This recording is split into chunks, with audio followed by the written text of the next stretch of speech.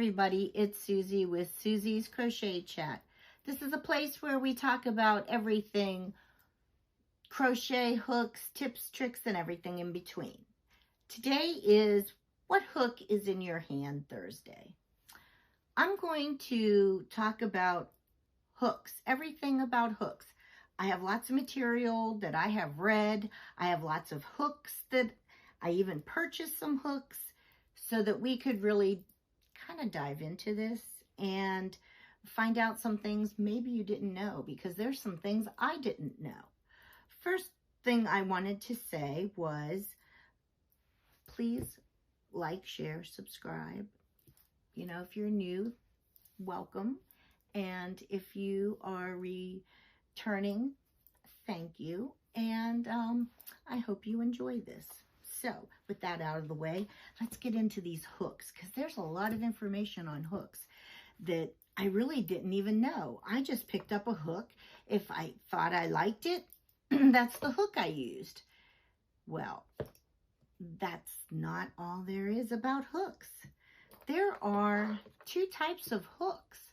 There are inline and tapered. I didn't even know. I didn't have a clue. So I went and bought, because I found out I am kind of a tapered kind of gal. And so I had to go and buy some inline. Susan Bates. Those hooks are inline. They're inline hooks. So I purchased, I'm going to take one out, which this is a 5.5 millimeter, which is also a US I9. I never purchased a Susan Bates before. The inline hook, I'm going to put this here, is exactly what it says. The shape is very inline. She patented this in 1944. This hook is supposed to be really good for beginners. And I was working with it a little bit ago, and I could see why. When you're making the stitches, you can feel the movement. You can feel each stitch. When you're making it, even a chain stitch, it almost like it pulls. So you can feel it. There's the feeling. And when you're going back after you've chained, and you're actually putting in a stitch, you're feeling it again. And it has a little pointier head, or point on the head, so that you can actually get into your spaces of your stitches a lot easier than, say, a tapered. If you look at a crochet hook, I'm going to put it on this paper here. Up at the top is the point. This here is the head. This is what they consider the throat. This part, which on this hook is very small, on this inline, is the shaft. This here is your thumb rest, and then this is the handle.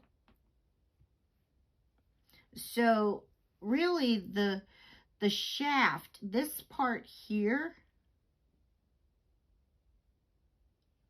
I do believe that's what I read, and you know what, I'm going to kind of look at my notes, but I'm pretty sure that's the part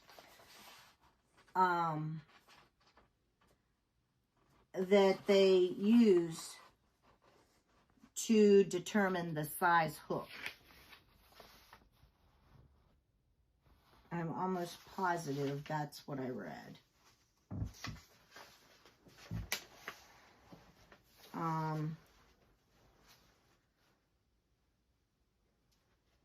If I'm wrong, I'll let you know, but I'm pretty positive that's what's used. So first off, another thing maybe you need to know, even before we get into tapered and inline, is when you have a project, you need to know what size hook you want to use. So I'm going to reach over and get a spool or a skein of yarn. All the yarn will have the label on their label on the front. It will always have washing information, and then it has this here that has the weight of the yarn, which this is a 4 medium acrylic worsted weight yarn. It will have the sizes for either knitting or crochet. So this yarn is a US H8 or a 5mm hook. That's what they recommend is best using this yarn. Now that does not mean that you can't use another size hook. You can go up or down. I have gone up and down,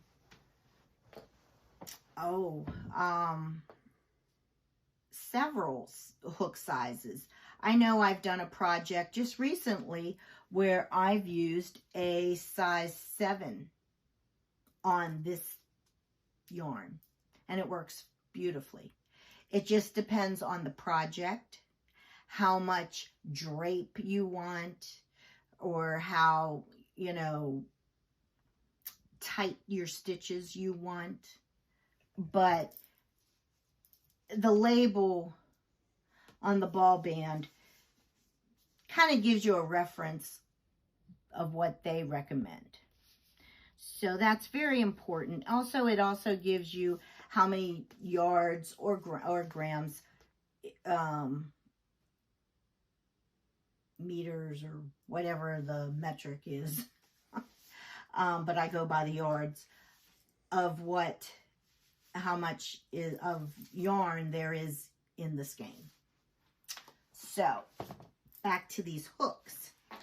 So once you've determined what kind of hook you need, then that's when now we're seeing what type, what style we like. The other style is tapered. Tapered hooks are like the boy hooks, and that's what I've always got. And even though it wasn't like it was a preference to me, this is what I just picked up at the store. So I could have picked up either one and thought that's the hook, because I had no clue at the time that there was a difference. Now, the difference with the tapered hooks is that this goes up real high and it catches that yarn. You can really feel that because it's deep. It's cut up deep. Whereas and I'm just going to get one of these ones here. Whereas the tapered, it is more rounded. It's not very high up there. So in a sense, I guess your yarn could slip off the hook if you were a beginner. I've never had that problem. I guess I have if I'm going fast and it slips out, but nothing where I thought I couldn't use the hook, and I really enjoy these hooks, this style. But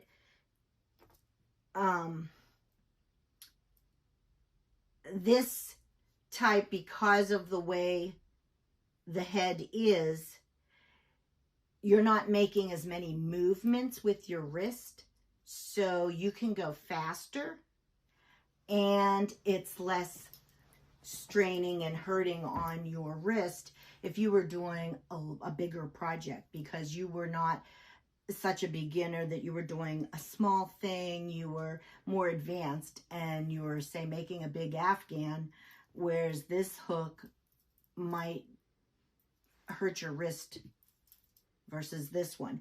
And not because of, I'm talking even if it was one of these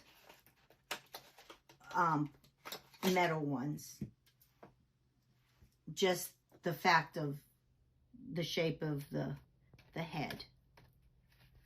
If that makes any sense to you, but I think it does. So I really thought that was kind of an interesting thing. I did, like I said, I did buy these. I can see the difference. I also bought, because people are talking about the prim hooks. I don't have any, and I saw someone said that the hooks at Hobby Lobby that are the Yarnology, I picked one up. It was like $1.99. It's all plastic, but it has this oh, what is this? Like a it's grippy. I can't think of whatever word to say. It's a grip. It has a grip to it. It's not all plastic. And I tried using this. It's lightweight. It's not bad. I prefer the Clover Amore hooks. They're kind of my favorite hooks. I like the metal, but I like that it has this coating, so it feels better on my hand. I don't think I have a huge hand, so maybe that's why I like them. A lot of people don't like this because it's so short, whereas this hook is a lot bigger, so it fits their hand. And if you were a pencil, if you use the pencil grip, I use a knife grip. You know, that's something else to take into consideration. They also, as they get the bigger size hooks, they're the plastic when it comes to the Clover, but I still like them just as much.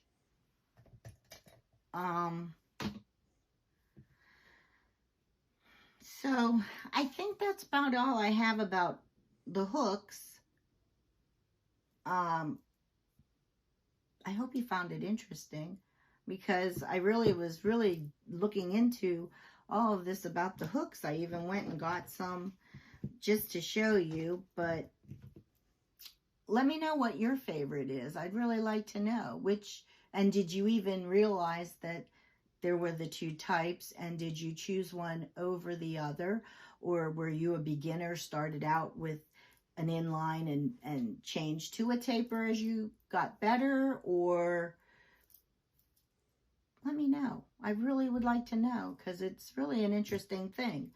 For me, it just happened this way, and those are the hooks I kind of stayed with, but not because I thought about it. It just happened that way. So I don't know. Anyway, I hope everybody has a good weekend, and I will talk to you next week. Bye.